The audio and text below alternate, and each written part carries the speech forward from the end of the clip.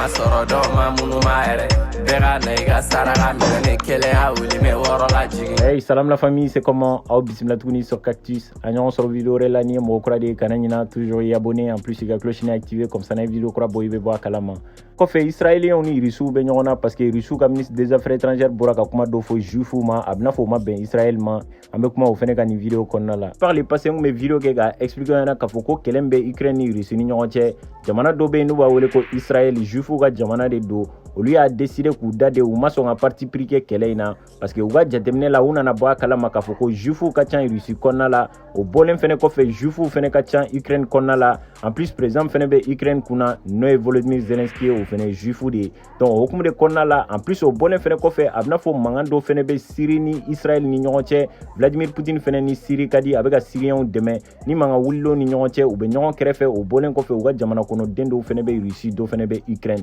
o hukumu de kɔnɔna la u y'a décidé k'u janto kɛlɛ in na en plus Israël fɛnɛ ni américains ka di américains fɛnɛ ni Russie man di donc u bɛ yɔrɔ min na a bɛna fɔ u bɛ bombe de cɛ la u tɛ fɛ ka mankan kɛ walasa u kana na se ka mɔgɔ dɔ jogging parti fila in bɛɛ la o wagati la n y'a expliqué ɲɛna k'a fɔ ko wagati min na Volodymyr Zelensky y'a décidé k'i adressé u ka jamana la k'a yira k'a fɔ k'u ka kɛlɛkɛminɛnba min bɛ yen n'u b'a wele ko dôme de fer k'a k'o bila ka na di ale ma walasa ale ka se ka Russiw ka missile lasegin donc u ma sɔn o d'u ma parce que Russiw bɔra k'a yira k'a fɔ ko ni jamana min y'a décidé ka kɛlɛkɛminɛnba dɔ bila ka taa di Ukrainiens ma kɛlɛkɛminɛn minnu bɛ se ka kɛ sababu ye olu tɛ sɛbɛya sɔrɔ Ukrainiens kan a bɛna fɔ y'i sen don kɛlɛ la donc wagati la Israéliens pour que kana Russiw jogging u kana na Ukrainiens fɛnɛ jogging u y'a décidé ka kɛlɛkɛminɛn dɔw bila ka taa kɛlɛkɛminɛn minnu bɛ se ka kɛ sababu ye Ukrainiens b'u yɛrɛ protéger i n'a fɔ gilet pare-balles ni fɛn ninnu mais kɛlɛkɛminɛn minnu bɛ se ka kɛ sababu ye u bɛ se ka kɛlɛ kɛ donc u m'o bila ka taa di Ukrainiens ma caman bɔra k'a yira k'a fɔ ko Israël bɛ k'i janto waati dɔw fɛnɛ kɛra mankan dɔw fɛnɛ tun b'u ni Ukrainiens ni ɲɔgɔn cɛ parce que Volodymyr Zelensky ye kuma dɔ fɔ u ma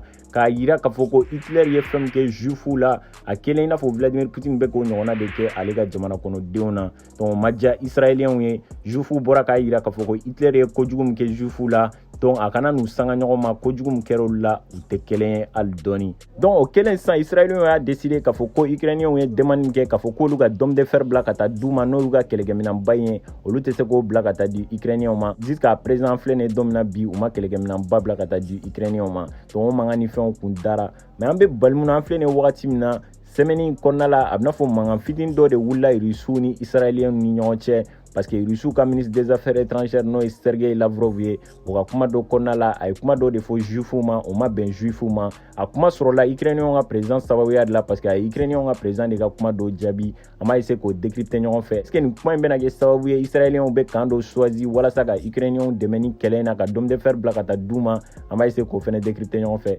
bon kuma in sɔrɔla cogo di i n'a fɔ a b'a kalama cogo min kɛlɛ daminɛ wagati la Vladimir Poutine bɔra k'a yira k'a fɔ ko objectif minnu b'ale la kɛlɛ in na o ye ka taa yɔrɔ in dénazifier de c'est-à-dire ko mɔgɔ minnu bɛ siya woloma kɛlɛ ka d'u ye c'est-à-dire u bɛ fɛ ka siya dɔ latunu ka b'u ka jamana kɔnɔ n'o ye Volodymyr Zelensky ka régime ye k'u bɛ fɛ ka Russiw kanfɔla minnu bɛ Ukraine kɔnɔna la k'olu bɛɛ latunu ka bɔ yen donc o kɛlen i n'a fɔ nazisme de donc ko u ka baara kun y'o de ye u ka kɛlɛ kun y'o de ye u bɛna opération dɔ kɛ walasa ka taa yen dénazifier donc o kuma fɔlen sisan a bɛna fɔ a kuma ye proportion ta a fɔra ko régiment dɔ bɛ Ukraine kɔnɔna la n'u b'u wele ko les Azov et tout c'est-à-dire régiment Azov ninnu k'olu ye naziw de ye déjà minnu tɛ nazi dɔn Hitler ka mɔgɔw de don je pense parti politique yɛrɛ de don waati dɔ kɛra olu kun wulila k'a fɔ k'u bɛ juifu ka siya latunu complètement ka bɔ diɲɛ kɔnɔ donc a b'i n'a fɔ sɔrɔdasi dɔw de fɛnɛ bɛ Ukraine kɔnɔna la nationalistes de don donc olu u ka signes ni Hitler ka signes ka surun ɲɔgɔn na o bɔlen kɔfɛ hakilina min fɛnɛ b'u la u ni Hitler ka hakilinaw ka surun ɲɔgɔn na donc olu bɛ fɛ de Russie kanfɔla minnu bɛ jamana in kɔnɔna la n'u bɛ ka kɛlɛ kɛ walasa k'u ka yɛlɛma hɔrɔnya ta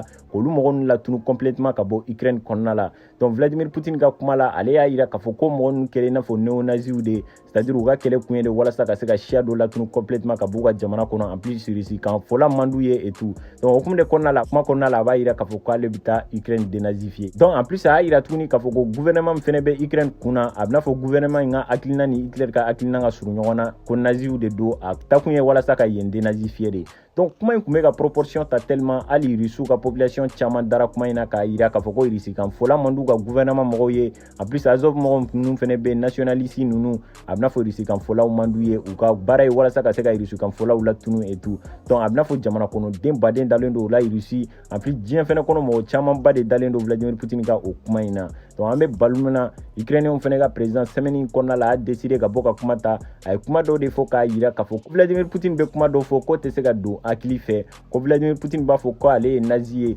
ko togo di ko nazi ye mɔgɔ min juifu commandi mɔgɔ min ye k'ale yɛrɛ déjà ale ye juifu ye ko togo di ale bɛ se ka juifu kɔniya donc kuma fɔlen de sisan donc le fait que kuma in fɔra mɔgɔ dɔw tun bɛ ka da la k'a fɔ ko réellement o kuma in ko tiɲɛ t'a la parce que déjà président ye juifu ye a tɛ se ka juifu kɔniya en plus a tɛ se ka kɛ nazi fɛnɛ bon Irisiw ka ministre des affaires étrangères ka kuma la ale y'a yira k'a fɔ ko juifu kun ko ka go mɔgɔ min ye ka tɛmɛ diɲɛ bɛɛ kan o kun ye Hitler de ye comme Hitler bonzon dɔw bɛ yen olu kun ye juifu de c'est-à-dire ko juifu joli bɛ Hitler la donc ko a kana n'o kuma fɔ k'a fɔ ko i ye juifu ye ko juifu ko tɛ se ka diya i ye en plus a tilala ka yira tuguni k'a fɔ ko histoire kɔnɔna la ko mɔgɔw b'a yira k'a fɔ ko mɔgɔ minnu yɛrɛ juguyara juifu ma histoire kɔnɔna la ka tɛmɛ mɔgɔ bɛɛ kan k'o ye juifu yɛrɛ de ye. Il avance un argument. Quel genre de nazification pouvons-nous avoir si je suis juif? Mais si je me souviens bien, et je peux me tromper, Hitler avait aussi des origines juives. Donc cela ne veut absolument rien dire. Depuis un certain temps, des juifs eux-mêmes nous ont dit que les plus grands antisémites étaient juifs. Donc kuma in de ma diya israélien ye donc Irisiw ka ambassadeur min fɛnɛ bɛ Israël u y'a décidé k'o convoquer walasa a ka taa yɛrɛ ɲɛfɔ kun min y'a to u ka ministre des affaires étrangères ye nin kuma fɔ k'a yira k'a fɔ ko juifu yɛrɛ dama de b'u yɛrɛ faga u ni ɲɔgɔn cɛ k'a fɔ ko juifu joli bɛ Hitler la donc k'a y'a ye histoire min na a ka taa ɲɛ yɛrɛ ɲɛfɔ en plus a ye kuma min fɔ ko tiɲɛ tɛ k'a tɛ histoire foyi kɔnɔna la k'a yira k'a fɔ ko Hitler bɔnzɔn dɔ ye juifu ye bon le fait que wagati dɔ la Volodymyr Zelensky kun y'a ɲini israélien fɛ k'a fɔ k'u k'u dɛmɛ ni kɛlɛkɛminɛn ye o bɔlen kɔfɛ u k'u ka kan fɛnɛ choisi u k'olu dɛmɛ u soit u ka Irisiw dɛmɛ kɛlɛ in na donc nin wagati in na le fait que mankan bɛ Israël ni Irisiw ka ministre des affaires étrangères ni ɲɔgɔn cɛ est-ce que israéliens bɛna kan dɔ choisi walasa ka ukrainiens dɛmɛ ni kɛlɛ in na ou pas ne kɔni ka jateminɛ la israéliens tɛna sɔn ka risque ta k'a fɔ k'u bɛ ukrainiens dɛmɛ parce que n'a jateminɛ depuis vidéo daminɛ la n y'a expliqué ɲɛna k'a fɔ k'u ka intérêt bɛ fan bɛɛ fɛ en plus n'u y'a décidé ka trébucher dɔɔni c'est-à-dire n'u glissera ka bin dɔrɔn ka essayer ka parti dɔ dɛmɛ dɔrɔn u bɛ sɔn u ka mɔgɔ dɔw bila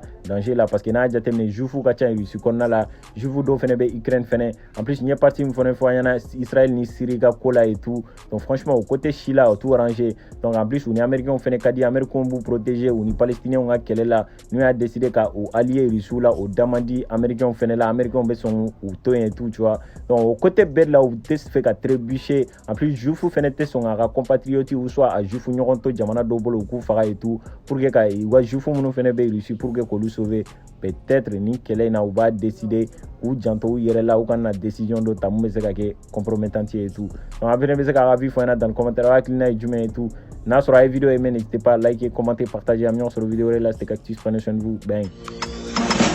Nyempanga soro do ma munu ma ere bega na iga saraka mene kele ha uli me woro la jigi mama be wele go mama sigida manu go magane amena figi wele de shukere le shu para mola malo ya lei bari para mola